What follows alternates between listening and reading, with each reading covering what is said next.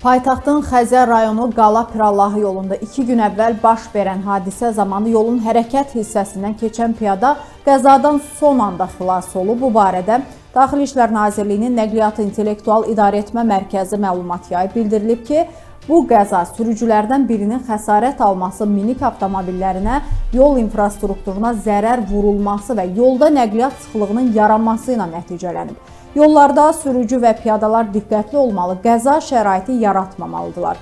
Yol hərəkəti haqqında qanunun tələblərinə əsasən piyada səki ilə, piyada zolağı ilə, yol çiyinləri ilə, bunlar olmadıqda isə velosipedçilərin hərəkətini çətinləşdirməmək şərti ilə velosiped yolu ilə hərəkət etməli və ya ayrıcı zolağı olan yollarda hərəkət hissəsinin xarici kənarı ilə getməlidir. Piyada görünmə zonasında keçən və ya yol ayrıcı olmadıqda ayrıcı zolaq olmayan və sədd çəkilməyən hər iki tərəfdən yaxşı görünən sahələrdə hərəkət hissəsinin kənarına nisbətən yolu düz bucaq altında keçməlidir deyə məlumatda bildirilir.